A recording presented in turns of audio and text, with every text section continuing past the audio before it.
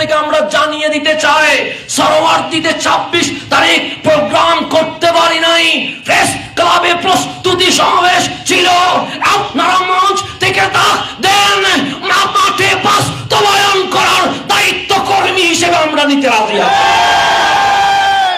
অনুমতি মিলুক আর নাই মিলুক, শুধু আপনারা একবার হুকুম করবেন, সমাবেশ হবে, কিভাবে বাস্তবায়ন করতে হয় তা আমরা কর্মী হিসেবে প্রস্তুত আছি এবং কথা দিয়ে যাচ্ছি, আপনাদেরকে জেলে ঢুকানোর আগে আমাদের রক্তের উপর নিয়ে যেতে হবে ইনশাআল্লাহ। হযরত থেকে আমরা একটাই জিনিস চাই, মেরা দিল ভি চমকা দে, এই চমকানে ওয়ালে হাবিবুল্লাহ।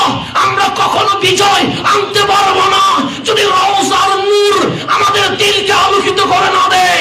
আজ সুন্নি মুসলমান ঐক্য হয়েছে, সবচেয়ে গম্ভীরের দিকে তাকিয়ে আছে, আই আমার মুস্তাফা কামুনিব এক নূরের চমকে সুন্নি জনতার দিল আলোকিত করে দেন ইনশাআল্লাহ। সোনার বাংলা শাহজালালের জমিনে রূপান্তর হয়ে যাবে। ইন্নাল হামদালিল্লাহ ওয়াসসালাতু ওয়াসসালামু আলা রাসূলিল্লাহ। রসবিয়া নুরিয়া কমিটি বাংলাদেশ কেন্দ্রীয় পরিষদের পক্ষ থেকে আলা হযরত কনফারেন্সে উপস্থিত সম্মানিত উলামায়ে ইজাম, বিশেষ করে নবী প্রেমিক, ওলি প্রেমিক সর্বস্তরের শ্রোতা মণ্ডলী, আসসালামু আলাইকুম ওয়া রাহমাতুল্লাহ। আজ আমরা এতই আনন্দিত, এতই উৎসব মুখর হয়েছি, কথা বলার বিষয়বস্তু ভুলে গিয়েছি। কারণ আমরা আমাদের রাহবারদের কদমে হাত দিয়ে বলেছিলাম, আমাদের বাবাদের কাজ ঐক্য হওয়া, মাঠে রক্ত দেওয়ার দায়িত্ব আমরা নিয়ে নিব। আমরা প্রত্যেক আকাবিরের কদমে হাত রেখে সেদিন বলেছিলাম, শুধু এক মঞ্চে আপনারা বসবেন, বাকি কাজ আমরা তরুণ সমাজ ইনশাআল্লাহ চালিয়ে যাব। আজ আমাদের স্বপ্ন বাস্তবায়ন হয়ে গেছে, উলামায়ে ইকরাম এক স্টেজে বসে গেছে। উরসে আলা হযরত থেকে আমরা জানিয়ে দিতে চাই, সরোয়ার্দিতে 26 তারিখ প্রোগ্রাম করতে পারি নাই। প্রেস ক্লাবে প্রস্তুতি সমাবেশ ছিল, আপনারা মঞ্চ থেকে ডাক দেন, মাঠে বাস্তবায়ন করার দায়িত্ব কর্মী হিসেবে আমরা নিতে রাজি আছি। অনুমতি মিলুক আর নাই মিলুক, শুধু আপনারা একবার হুকুম করবেন, সমাবেশ হবে, কিভাবে বাস্তবায়ন করতে হয় তা আমরা কর্মী হিসেবে প্রস্তুত আছি এবং কথা দিয়ে যাচ্ছি, আপনাদেরকে জেলে ঢুকানোর আগে আমাদের রক্তের উপর নিয়ে যেতে হবে ইনশাআল্লাহ। আপনাদের আজকের যেই আহলে সুন্নাত ওয়াল জামাতের কমিটি হয়েছে, আমরা তরুণ সমাজ ওই কমিটিকে মোবারকবাদ জানাচ্ছি। আপনাদের উপর আমাদের আস্থা বিশ্বাস আছে। কোরআন বলছে, আতিউল্লাহ ওয়া আতিউর রাসূল ওয়া উলিল আমরি মিনকুম। আমরা আপনাদের নেতৃত্ব মেনে নিয়েছি, সুতরাং আপনারা ডাক দেন। আমরা মঞ্চের লোক নয়, আমরা মাঠের লোক হয়ে খাটুনি দিতে প্রস্তুত আছি ইনশাআল্লাহ।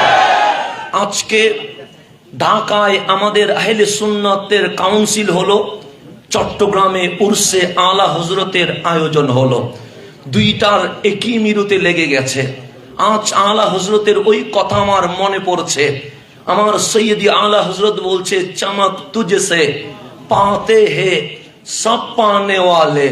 হাবিব রহমতুল্লিল আলামিনের যেই চমক, যেই নূর, যে বারাকাত, এটা শুধু মানুষে পায় নাই, তা আসমানও পেয়েছে, জমিনও পেয়েছে, পশুও পেয়েছে, সমুদ্র পেয়েছে, গাছগাছালিও পেয়েছে, আলামিন জান্নাতও পেয়েছে।